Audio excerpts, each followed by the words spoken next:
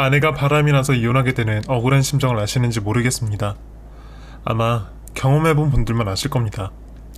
한마디로 표현하자면 정말 딱 죽을 맛입니다. 비참하고 제 자신이 한심하고, 처음에 알았을 땐 바람 피운 아내보다 제 자신이 더 미웠습니다. 제가 오죽 못났으면 아내가 바람을 피울까? 나는 왜 가정 하나 제대로 못 지키고 아내를 겉돌게 만들었을까? 내가 회사 일 많다는 핑계로 아내를 너무 외롭게 한 건 아닌가? 혼자 자책하고 괴로워했습니다.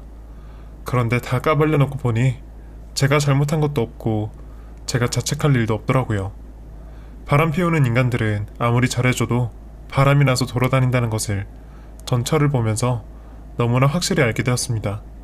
고민할 가치도 없고 붙잡을 수준도 안 되는 것이 불륜을 저지르는 사람들의 수준이더군요. 저는 크게 욕심 없이 살아왔습니다.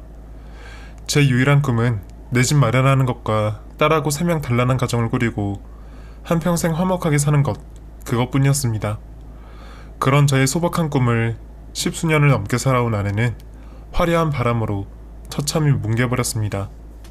바람난 아내 때문에 제 인생이 억울하고 분해서 밤에도 잠을 이루지 못하고 가슴이 답답해서 수면 유도제를 먹지 않으면 잠을 이룰 수 없을 정도였습니다. 한평생을 우리 가정만 바라보고 산 저에게 그럴 수는 없는 것이었습니다. 그것은 너무 가혹하고 저를 벼랑 끝에서 밀어버리는 것과 다를 바가 없는 행동이었습니다. 어떻게 저를 그렇게 속일 수가 있었는지 세상이 무섭고 사람이 무섭더군요. 그래서 저도 제 방식대로 철저하게 밟아줘 버렸습니다. 저는 어떻게든 받은 것은 되돌려주는 성질이 있거든요. 한마디로 두 사람, 전체가 바람난 그놈, 사람 하나 잘못 건드린 건 확실한 거였죠. 제가 아내를 만난 건 28살 때였습니다. 저는 군대 다녀와서 대학 다니면서 학원 강사를 했는데 학부형의 소개로 저보다 3살 어린 아내를 소개받게 되어 결혼까지 하게 되었습니다. 그 여자는 그 학부형 집에 새들어 사는 여자였고요. 당시 대학교 4학년이었습니다. 제가 그 여자를 처음 만났을 때 그 여자의 첫인상은 순수하다였습니다. 정말 그렇게 순수해 보일 수가 없더군요. 단발머리에 하얀색 원피스를 입고 나왔는데 말 그대로 너무나 깨끗하고 순수해 보였습니다. 저는 솔직히 자취하는 여자를 별로 안 좋아했습니다. 자취하는 동기들 중에 대부분 생활이 문란한 사람이 많았거든요. 그래서 그 학부형 집에 자취한다고 하기에 거절하기도 못해서 그냥 재미삼아 한번 만나보자 생각했습니다. 그런데 그 여자를 처음 보고 저는 그 여자에게 반해버렸습니다. 순수하고 내숭없이 솔직하고 잘 웃고 너무나 매력적이었습니다. 첫 만남 때 속으로 다짐했습니다. 이 여자와 만남 잘 이어가서 결혼해야겠다. 이 여자하고 결혼 안 하면 평생 후회하겠다. 하지만 그 여자는 손에 잡힐 듯 잡히지 않았습니다. 그래서 더 애가 탔고 그 여자가 더 대단해 보였습니다. 일종의 환상이었죠. 저는 그녀에게 더 목숨을 걸었고 그녀를 하루라도 못 보면 미칠 것 같았습니다. 그녀는 나중에 깨닫고 보니 타고난 바람둥이였고 그 여자가 잘하는 짓은 전형적으로 여우들이 하는 행동들이었습니다. 예를 들어 가끔 잠수를 탄다거나 아무리 전화를 해도 전화를 받지 않는다거나 가끔은 나를 너무나 사랑한다는 듯 행동하는 것들 전부가 저를 너무 헷갈리게 만들었죠. 잡은 물고기에는 밥을 주지 않는다는 말처럼 남자들의 나쁜 심리를 표현한 말이 있잖아요. 물론 그렇다고 해서 제가 그녀의 마음을 얻고 냉정하고 쌀쌀맞게 굴지는 않았을 테지만 제게 줄 듯 말 듯 밀당을 밥 먹듯이 하니 정말 애 같아도 이렇게 탈 수가 없었답니다. 나중에 그녀의 실상을 깨닫고 나서야 연애할 때 저를 너무나 헷갈리게 하는 그런 행동들 모두 바람둥이들, 밀당을 잘하는 여자들의 전형적인 특징이라는 걸 알게 되었답니다. 그때만 해도 제가 군대를 막 전역했을 때라서 순진하게도 연애 경험이 너무 없었죠. 그래서 이런 여자인 줄 모르고 좋아하기만 했던 것 같아요. 제가 학원 아르바이트를 하면서 진지하게 만나는 여자가 있다는 사실을 알고 학원 선생님들이 어떤 여자냐 얼굴 한번 보자 난리가 났었습니다. 그때 당시 제가 일하던 학원이 가족 같은 분위기라서 여자친구가 생겼다는 말에 회식 자리에 부르라고 압박을 주더라고요. 저 역시도 제 눈에 너무나 예쁜 그 여자를 당연히 다른 사람들 앞에서 소개시키고 싶었습니다. 한마디로 나 이렇게 예쁜 여자랑 사귄다 자랑하고 싶었죠. 그래서 학원 선생님들 다 불러 모았고 그 자리에 당시 저의 여자친구였던 전처를 데리고 나갔습니다. 다행히 여자친구는 학원 선생님들이 건네는 짓궂은 농담이나 질문에도 의연하게 대처하면서 제 얘기를 팍팍 세워주더라고요. 그렇게 여자친구가 술에 취하기 전까지는 제 어깨가 하늘을 날아갈 것 같았습니다.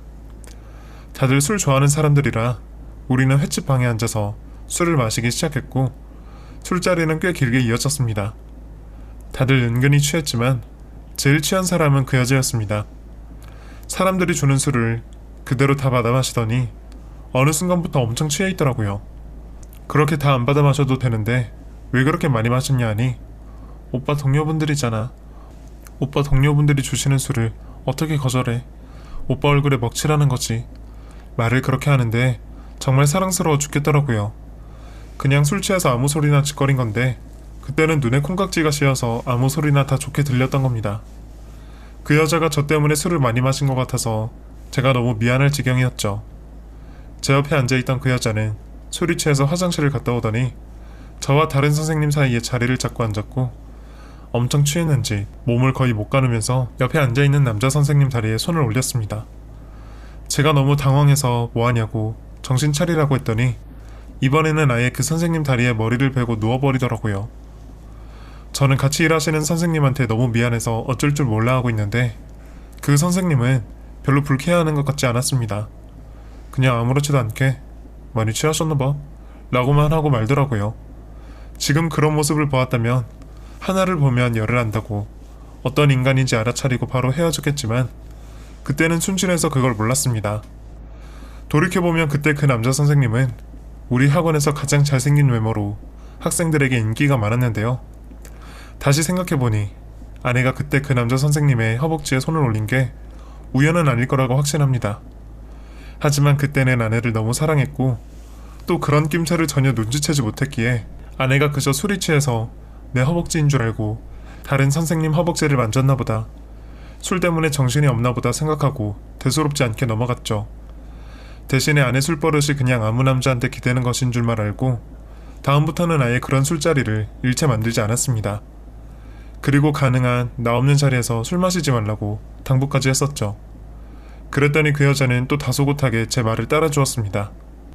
나 오빠 없는 자리에서는 절대 술 안 마실 거야. 약속해. 그 말을 믿었고 그게 진심인 줄 알았습니다. 그렇게 1년 넘게 연애 끝에 저는 아내에게 청혼을 했습니다. 이때도 할 말이 진짜 많은데요. 아내는 부득부득 자신은 아직 결혼이 준비되지 않았다고 하면서 연신 거절을 하더라고요. 저 역시도 아내가 너무 싫어하니 더 추진할 수가 없었죠. 그러다가 덜컥 우리 사이에 애가 들어서게 된 것입니다. 물론 저는 철저하게 조심했기에 일부러 의도적으로 그런 것은 전혀 아니었답니다. 결국 일이 이 지경까지 흐르게 되니 아내는 하는 수 없이 저와 결혼을 할 수밖에 없었어요. 저 역시도 예기치 못한 임신에 아내에게 미안해서 얼굴을 들 수가 없었는데요. 하지만 한편으로 이렇게라도 아내와 결혼하게 되어서 정말 좋았답니다. 결혼 후에도 아내는 일을 그만두지 않고 계속해서 회사를 나갔습니다. 저 역시도 육아휴직을 마치고 회사로 복귀하겠다는 아내가 내심 기특하고 멋있어 보였어요. 자기는 나이가 들어도 사회생활하고 푼돈이라도 벌어 가게에 보탬이 되겠다고 말하는데 정말 여자로서, 한 아이의 엄마로서, 그리고 제 아내로서 너무나도 멋있어 보였답니다. 그때만 해도 정말 내가 결혼 하나는 기똥차게 잘했다는 생각을 했죠. 하지만 그런 아내에게도 한 가지 불만이 있었답니다. 그건 바로 아내가 다니는 중소기업에서 유난히 회식이 잦았다는 것인데요. 남자인 제가 참석하는 회식보다 아내의 회식 횟수나 집에 늦어지는 시간이 압도적으로 훨씬 많았습니다. 저 역시도 사회생활을 하는지라 회식 자리를 거절하는 게 얼마나 힘든 줄 알고 있는데요. 하지만 우리 회사 같은 경우 결혼을 하고 가정을 이룬 사람한테 그렇게까지 심하게 회식 참석 강요를 하지 않아서 처음에는 아내의 회사가 조금 부당하다는 생각을 했던 것 같습니다. 아내는 매번 일주일에 3번은 회식을 한다며 늦었고 어떨 땐 주말에도 회사 사람들과 팀워크를 다져야 한다며 토요일, 일요일에도 쉬지 않고 집을 나가 등산을 간다며 나갔습니다. 제가 평일도 아니고 무슨 주말까지 나가냐고, 회사 일은 원래 적당히 하고 빠지는 거고 회사 사람들하고도 적당히 거리를 두고 지내는 게 제일 좋다고 하니까 나보고 회사 분위기를 몰라서 그런다고 하더군요. 당신은 작은 회사를 안 다녀봐서 몰라. 끈끈한 정이 얼마나 중요한데. 가족 같은 분위기인데 나만 주말에 일 있다고 빠지면 나 회사에 생활하기 힘들어. 부장님도 나오시고 과장님도 나오시는데 말단인 나만 어떻게 빠져. 그렇다고 주말 포함해서 매일 회사 사람들하고 살 수는 없잖아. 과장이 심하다. 무슨 매일이야. 평일에는 회사 나가야 하니까 어쩔 수 없는 거고 주말에는 한 달에 한 번 친목 도모를 위해서 산에 가는 거야. 그 정도는 이해해줘야 되는 거 아니야? 결혼했다고 주말에는 가족들하고만 있어야 한다는 건 구속이지. 원래 그렇게 답답한 사람 아니었잖아. 나 원래 회사 생활하고 내 나름대로 커리어 쌓는 거 좋아해. 내가 누구 때문에 지금 일찍 결혼해서 집에 있는 건데. 그러니까 당신 나한테 뭐라고 잔소리 좀 하지 마. 이렇게 적반하장식으로 나오는 아내를 보면 차마 회식 자리에 가지 말라는 말을 더 할 수가 없었습니다. 아내 말도 틀린 말이 아니었어요. 워낙 밖에서 사회생활을 하는 것을 좋아하는 여자라서 저와 결혼하고 집에만 있기에는 자기 적성에 안 맞았을 겁니다. 하지만 제가 뭐 회사를 나가지 말라고 했습니까? 그냥 회식 자리 좀 줄이라고 말하는 건데 그때마다 이렇게 이야기를 하니 참 속상했습니다. 이처럼 아무리 결혼한 사이라고 하지만 아내를 내 맘대로 이래라 저래라 할 수는 없으니 우리는 적절한 선에서 합의를 봐야 했습니다. 아내는 주말에 회사 모임 가는 것에 대해서는 터치하지 말라고 했고 저는 한 달에 한 번 이상은 안 된다 확실히 얘기를 했죠. 그렇게 합의를 하고 난 후 우리 결혼 생활은 큰 문제 없이 흘러가는 듯 했습니다. 그렇다고 결혼 전에 꿈꿔왔던 너무나 행복한 결혼 생활은 아니었습니다. 결혼해서 살다 보니 삶이 현실이 되고 가끔 다투기도 하고 다투고 나면 며칠간 서로 말도 안 하고 지낼 때도 있었습니다. 다른 부부들은 어떻게 지내는지 확실히는 모르지만 다른 부부도 우리 부부와 별로 다를 것 없을 거라고 생각했죠. 사람 사는 거 다 거기서 거기고 연애는 환상, 결혼은 현실. 결혼해보니 그 말이 정답이다 싶었습니다. 그냥 보통 부부들 사는 것처럼 평범한 그런 일상을 여지껏 보냈던 것 같습니다. 바로 그날이 오기 전까지는요. 돌이켜보면 우리 부부는 결혼 초반에는 많이 싸웠는데 결혼 10년이 지나고 15년이 지나고 난 후에는 웬만하면 안 싸우게 된 것 같습니다. 서로 싫어하는 부분을 어느 정도 알게 되니까 그 부분은 가능한 조심하고 주의하면서 평범한 부부처럼 그냥저냥 살았던 것 같아요. 그렇게 저는 성실하게 회사를 다니면서 꼬박꼬박 월급을 갖다 주었고 아내 역시도 열심히 회사 일을 하면서 워킹맘으로 살아가고 있었습니다. 아내는 일이나 사람관계에서도 욕심이 많은 사람이었지만 아이 교육에도 욕심이 많았습니다.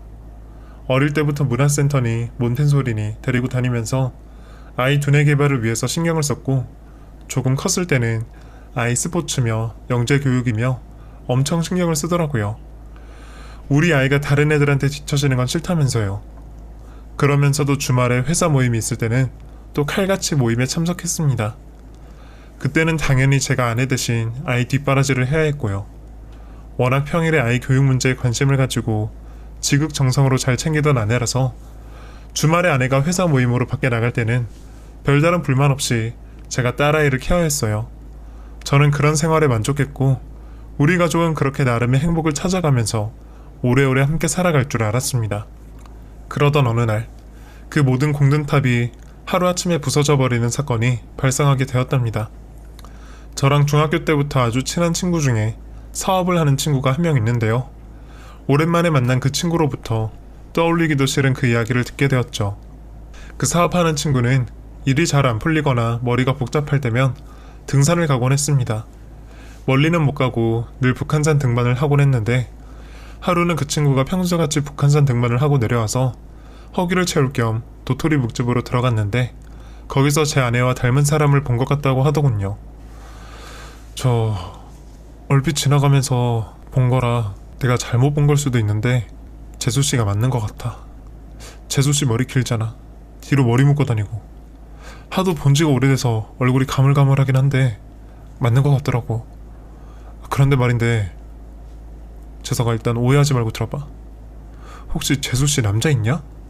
남자라니? 그게 무슨 소리야? 아니 웬 남자 팔짱을 끼고 나오길래. 아무리 친한 친구 사이라도 남자 여자 사이에 팔짱을 안 끼잖아. 그런데 둘이 꼭 붙어서 팔짱을 끼고 나오는데 보통 사이가 아닌 것 같더라고. 물론 내가 본 사람이 재수씨가 아닐 수도 있는데 만약 재수씨가 맞다면 혹시 남자 있는 건 아닌지 알아보라고.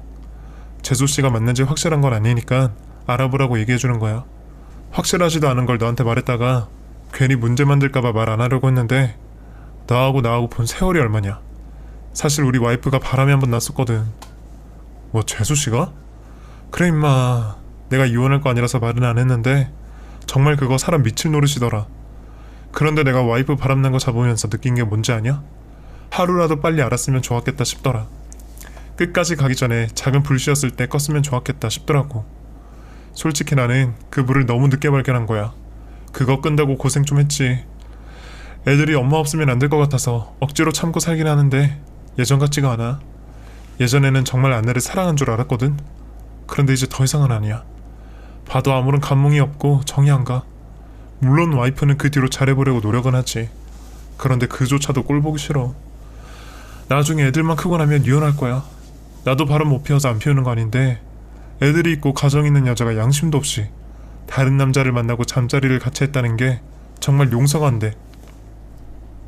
더 이상 아내를 믿지도 못하겠고 누구랑 통화하거나 외출하면 혹시 또 바람난 게 아닌가 자꾸 의심을 하게 되는데 그러는 내 자신이 너무 싫고 못나 보이더라고.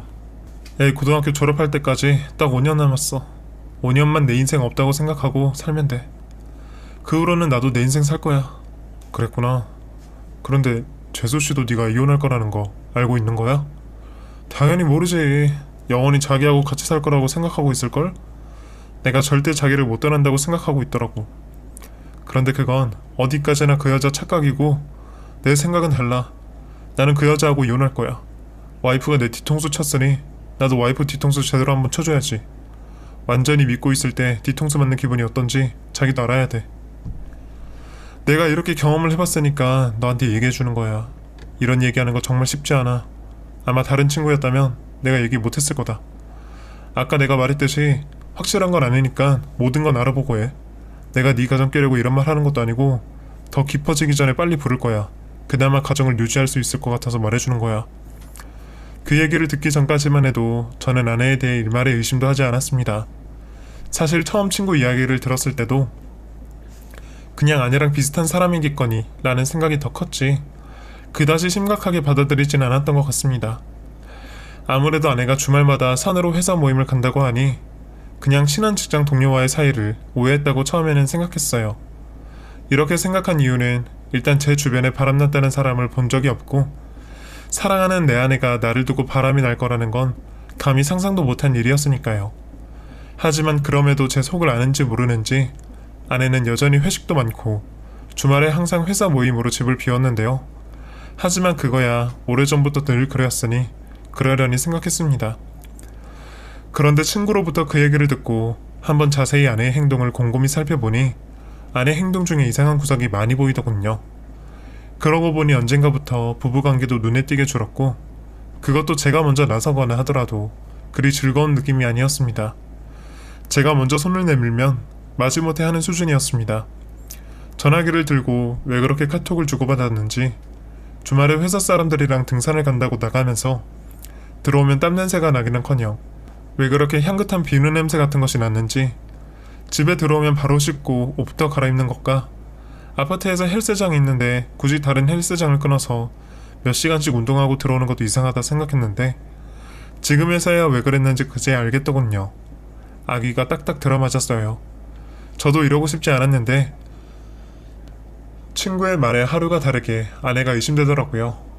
그래서 결국 보지 말아야 할 아내의 핸드폰을 보게 되었죠.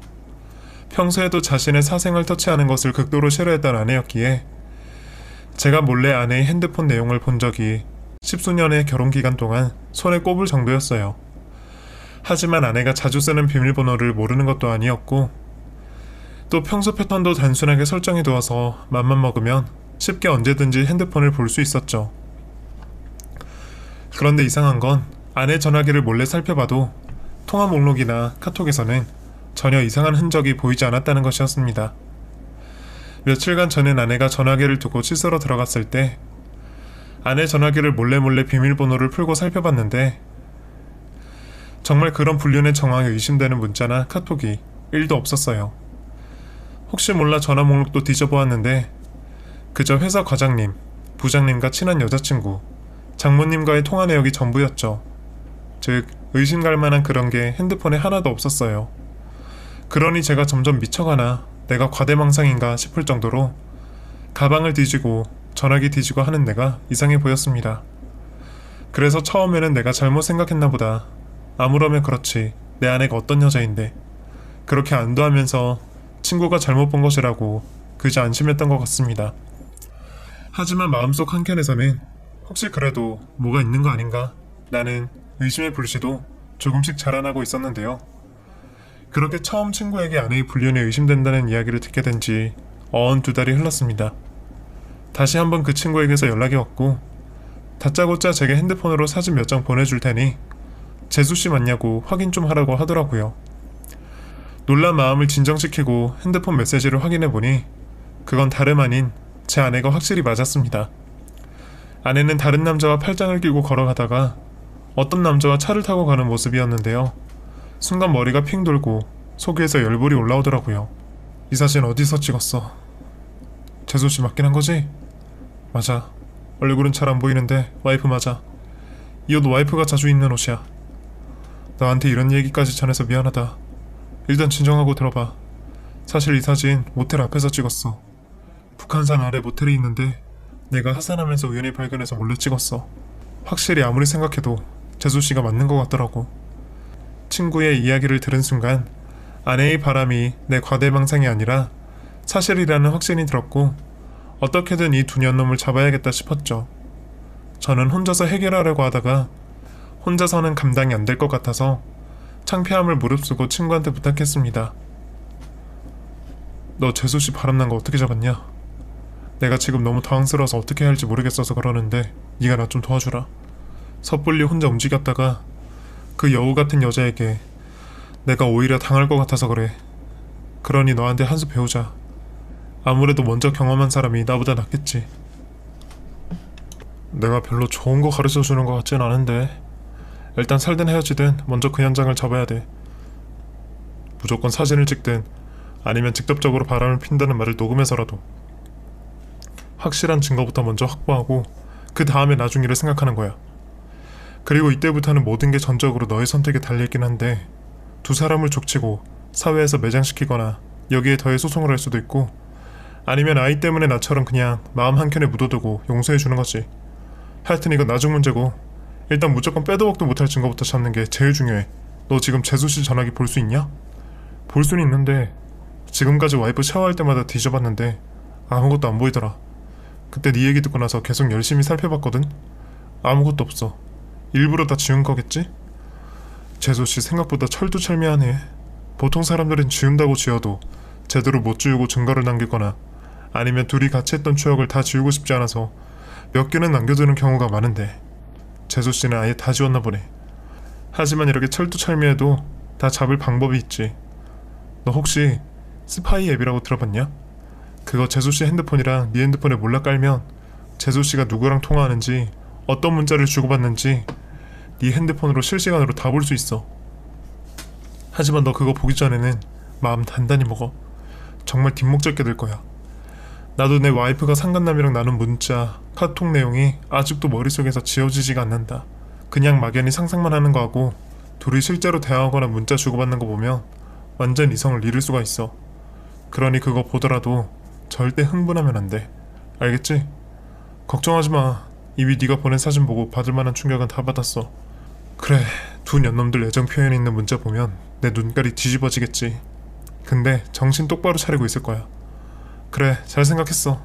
내가 알려줄 테니까 일단 앱부터 깔고 천천히 네 와이프가 눈치채지 못하게 증거부터 모아. 그리고 절대 내색하지 말고. 내색하고 나면 나중에 증거 잡기 진짜 힘들어져. 지금부터 네 마음이 많이 힘들 거야. 정신 바짝 차리고 힘내. 혹시 도울 일 있으면 전화하고. 저는 친구가 가르쳐준 대로 아내가 들어왔을 때 앱을 깔았습니다.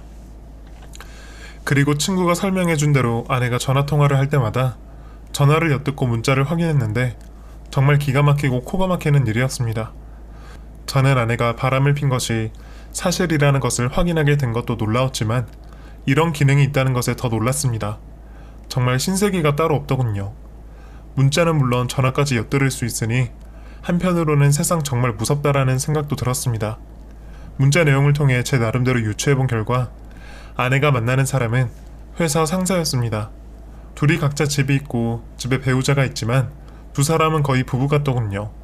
이것이 그 말로만 듣던 오피스 와이프, 오피스 허즈밴드인 것 같습니다. 둘은 한 해 두 해 만난 사이가 아니었습니다.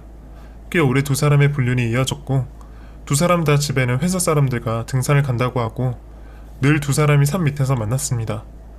집에서 나갈 때 등산복을 입고 나가니 다른 곳에 가면 너무 눈에 띄고 산밖에 갈 곳이 없었던 거죠. 물론 둘이 산에는 안 올라갔을 겁니다. 산에 간다고 하고 호텔로 바로 들어갔겠죠. 그리고 일주일에 3번 나가는 회식도 다 거짓말이었는데요. 이 남자를 만나려고 저를 그동안 감쪽같이 속였던 겁니다.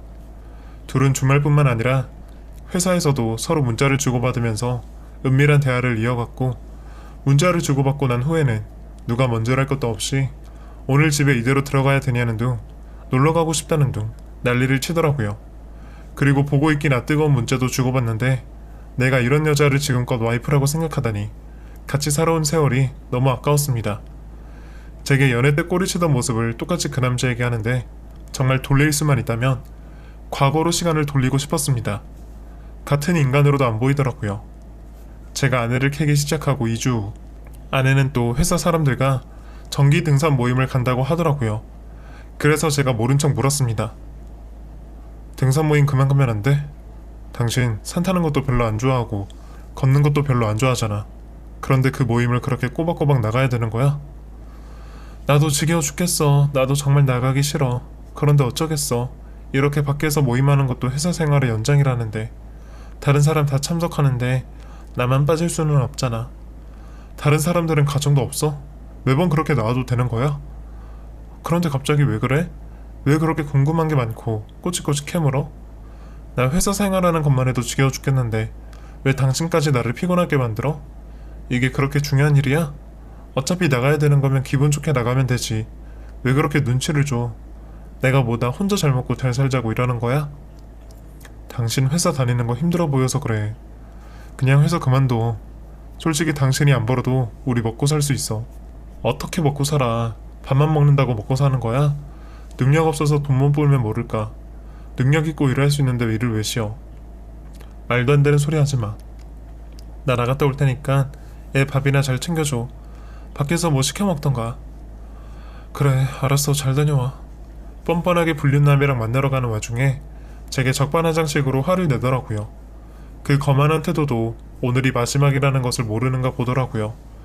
저는 굳은 결심을 하고 아내가 출발하고 10분 뒤 아내와 그 상사라는 사람이 만나기로 한 장소로 나갔고 전화기 카메라로는 안 될 것 같아 집에 있는 고화질 카메라를 들고 아내 뒤를 밟았습니다.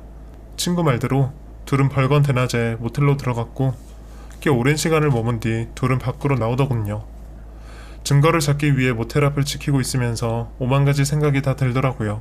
처음에 소개팅으로 처음 만났을 때의 생각, 결혼 초반에 싸우고 이혼 얘기까지 나왔을 때 생각, 만삭 사진을 찍으러 갔을 때, 아이를 낳기 위해 들어간 아내를 생각하면서 마음 졸이고 있을 때 생각, 아내가 몸살 감기가 심하게 들어 열이 펄펄 끓고 열이 내리지 않을 때 빗속을 헤치고 응급실에 데려갔던 생각. 우리는 십수년을 함께 살아오면서 여러 고비가 있었지만 그때마다 아주 현명하게 잘 넘기고 살아왔더라고요. 미운정 고운정 뗄래야 뗄 수 없는 정도 많이 들었고요. 제 인생의 반려자, 소울메이트로 이 사람과 평생을 함께 하는 줄 알았습니다. 저는 다시 태어나도 이 사람과 결혼할 거라고 생각도 했는데요. 그만큼 아내를 누구보다 사랑했습니다. 그런데 이건 아니죠.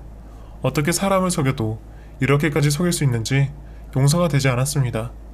저도 모르게 주체할 수 없이 눈에서 눈물이 흐르고 있을 때 모텔에서 아내와 그 남자가 너무나 다정한 모습으로 걸어 나왔습니다. 둘이 남의 시선이 의식됐는지 선글라스도 끼고 나오자마자 주변을 두리번거리며 차에 올라타더군요. 저는 사진 몇 장을 연속컷으로 찍고 망설임 없이 그 차 앞으로 가 앞을 막았습니다. 그리고 차문을 두드렸고 다행히 막 차에 탑승한 상태라서 차문이 잠겨있진 않더라고요. 저는 벙쪄있는 두 사람이 탄 차문을 열어 제끼고 그 새끼를 차에서 끌어내려 땅바닥에 패대기를 쳤습니다. 그러면 안 된다고 생각은 들었지만 참을 수가 없더군요. 저는 그 남자를 주먹으로 입는 힘껏 패버렸습니다. 여보, 그러지 마. 그만해. 이러다 사람 죽겠어. 내 앞에서 그 남자 걱정하고 말리는 아내를 보니까 더 열이 받더군요. 그래서 몇 대 더 지어팼습니다. 아내가 그렇게 말리지만 않았어도 제가 덜 맞았을 텐데 덕분에 앞니가 하나 나갔더라고요. 왜? 아파? 억울해? 나 고소하고 싶지. 당장에 콧만 먹게 해주고 싶어. 그랬더니 그 인간이 오해입니다. 우리 아무 사이 아닙니다. 하더라고요. 그래서 한 대 더 패주려고 하다가 내 손이 아파서 그만뒀습니다. 너는 아무 사이도 아닌 여자하고 대낮에 모텔 드나들고 업무 시간에도 카톡질하면서 은밀한 얘기 주고받냐? 나 눈에 뵈는 게 없는 사람이야. 네가 날 폭행으로 고소해도 상관없고 합의고 뭐고 그딴 거 안 해줘도 상관없어. 그런데 잘 기억해. 네가 네 잘못한 것을 알고 조용히 넘어가면 나도 소송 정도만 하고 조용히 넘어갈 거고, 만약에 폭행죄로 고소를 하면 나도 그 뒤로는 행동이 완전히 달라질 거야. 인생의 빨간 줄 그인 놈이 못할 짓이 뭐 있겠어. 안 그래? 어디 한번 해보자고. 상대를 보고 건드렸어야지. 나 한번 꽂히면 끝까지 가는 놈이야. 물불 그딴 거 안 가리고 앞뒤 생각 안 해. 미친 게 건드렸으니까 미친 게 건드리면 어떻게 되는지 앞으로 구경 잘하게 될 거야. 여보, 일단 나랑 얘기 좀 해. 얘기해야 오해도 풀고 할 거잖아. 무조건 감정적으로만 나가지 말고. 야, 너 누구 보고 여보래? 확시. 그 더러운 주둥이로 한 번만 더 여보라는 소리 해봐. 네 이빨도 주저앉게 만들어줄 거야. 어디서 함부로. 너 조심해. 그날 저는 너무 인생이 허무하고 속상해서 도저히 맨정신으로 집에 들어갈 수가 없더라고요. 초등학교 6학년 딸에게는 아빠 오늘 한 잔만 하고 들어가겠다고 중국집에 뭐 시켜 먹으라고 하고, 저는 저한테 이 상황을 알려준 친구를 만났습니다. 처음에는 서로 말없이 술잔만 기울이다가 어느 정도 측기가 돌고 나니 쪽팔리게 눈물이 나더라고요. 아내가 그 남자를 한 해 두 해 만난 사이가 아니라는 건 알겠는데 둘이 얼마나 오래 만났는지 언제부터였는지 짐작도 가지 않습니다. 짧아도 몇 년, 길면 10년도 넘을 수도 있겠다 싶더라고요. 바보같이 저는 단 한 번도 의심하지 않고 살았는데 제가 같이 산 아내에게 저는 그냥 껍데기였습니다. 그래, 울고 싶으면 울어야지. 눈치 보지 말고 울어. 실컷 울고 싶은 만큼 울어야 속이 풀리는 거야. 나도 아내 바람난 거 알고 많이 울었어. 부모님 걱정하실까봐 말도 못하겠고 다른 데는 쪽팔려서 말 못하겠더라. 아내가 바람났는데 내가 쪽팔리더라고. 내가 마치 남자 고시를 못해서 아내가 바람난 것 같아서. 사실은 그게 아닌데 말이야. 바람날 사람들은 어떤 이유에서든 바람이 나게 되어 있는 것 같아. 아주 더러운 종자들이지. 평생 구제 못할 인간들이야. 그것들은 나중에 죽어서 저승가면 더러운 똥구덩에서 수영하면서 지낼 거다. 친구가 그렇게 얘기를 해주니 그게 뭐라고 또 저는 그 말이 저에게 위로가 되더라고요. 알려줘서 고맙다. 네가 안 알려줬으면 나 영원히 병신처럼 살았을 거다. 어떤 사람은 모르고 넘어가는 게 약이라고 하는데 모르고 넘어가서 약이 될 게 있고 모르고 넘어가면 속으로 골마 터지는 일이 있는 거지. 진작에 알았어야 했던 일이고 진작에 정리해야 하는 일이야. 앞으로 소송 걸고 둘이 밟아주는 일만 남았어. 둘이 무슨 짓을 했는지 처절하게 느끼면서 살도록 해줄 거야. 저는 딸에게 얘기하는 것이 솔직히 제일 힘들었습니다. 저는 어떻게든 버틸 수 있는데 딸은 이 모든 사실을 받아들이기 힘들 수도 있다는 생각이 들더라고요. 그래도 언젠가 알아야 할 일이니 우리가 이혼한다는 얘기는 했습니다. 그런데 엄마가 바람이 나서 미쳤다는 말은 참아 못했고요. 그냥 엄마 아빠는 서로 너무 안 맞아서 이만 헤어져야 할 것 같다고만 얘기를 했습니다. 딸은 처음에 울고불고 꼭 헤어져야 하냐고 하더니 이런저런 설명들을 알아듣게 하니 잘 알겠다고 하더군요. 그래서 제가 같이 살진 않지만 언제든 네가 엄마가 만나고 싶으면 만나도 되고 연락하고 싶으면 연락하고 지내도 된다. 그리고 네가 원한다면 엄마랑 같이 살아도 된다고 했습니다. 그래도 아빠는 언제나 네 편이고 너를 늘 똑같이 사랑할 거라고 했죠. 그랬더니 딸은 생각을 해보겠다고 하더라고요. 그리고 일주일 후쯤 딸이 어떻게 알았는지 제가 아내와 왜 이혼을 하는지 진짜 이유를 알게 됐더라고요. 어떻게 알았냐고 물으니 딸이 그러대요. 아빠는 내가 어떻게 알았는지 뭐가 중요해. 나 6학년이야. 이제 곧 중학생 되는데 아빠는 내가 아직도 꼬맹이로 보여? 그런 얘기를 왜 숨겨? 내가 충격받을까봐? 아빠는 엄청 힘들었을 텐데 그동안 어떻게 견뎠어? 나는 내가 좋아하는 남자애가 다른 여자애 좋아한다고 하는 것만 봐도 속이 쓰리고 밥맛도 없고 눈물만 나는데 아빠는 엄마랑 결혼까지 한 사이잖아. 그런데 어떻게 그런 걸 다 건넜어? 힘들면 얘기하지 그랬어. 내가 같이 상담해 줄 수 있는데. 아빠, 나는 무조건 아빠랑 살 거야. 나는 친구든 엄마든 배신자는 싫어. 배신자는 보고 싶지도 않고 말하고 싶지도 않아. 나는 무조건 아빠 편이고 아빠하고 살 거니까 아빠 힘내. 딸이 그렇게 얘기하는데 정말 제가 너무나 놀랐습니다. 딸은 어느새 꽤 커 있더라고요. 그래서 네가 그렇게 말해주니까 고맙다고, 너 때문에 힘이 난다고 웃었죠. 다른 사람이 뭐라고 하는 건 아무런 도움이 안 되는데 딸이 그렇게 얘기를 해주니까 마음의 정리가 되더라고요.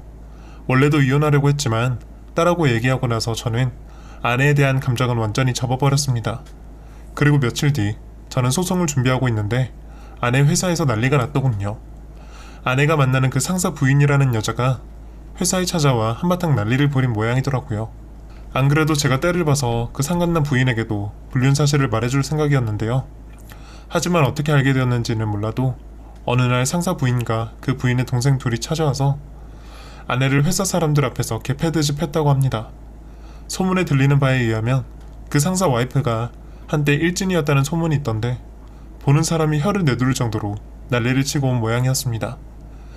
아내하고 바람난 그 인간도 사람 잘못 건드렸다 했는데 아내도 완전히 사람 잘못 건드린 것 같더라고요. 그날 머리 쥐어뜯기고 옷 찢어지고 고소할 테면 고소하라고 저처럼 그 여자도 무대 보러 나간 모양이었습니다. 뿐만 아니라 아내가 타고 다니는 차에는 빨간색 매직으로 나는 상간년, 바람난년이라고 군데군데 적어놓아서 그날은 차도 그대로 회사에 두고 퇴근을 했더라고요. 만신창이가 되어온 모습을 보니 인생이 불쌍하다 싶은 생각이 들었습니다. 왜 인생을 저렇게 살아서 저렇게 험한 꼴을 당하고 사나 한심했습니다. 그 남자 와이프가 회사를 발칵 뒤집고 간 후 두 년놈 사건은 회사에 순식간에 퍼졌죠. 당연히 그 난리가 난 이후로 그 두 년놈은 스스로 회사를 관두더라고요. 당연히 관둬야죠. 무슨 낯떡으로 회사를 다니겠습니까?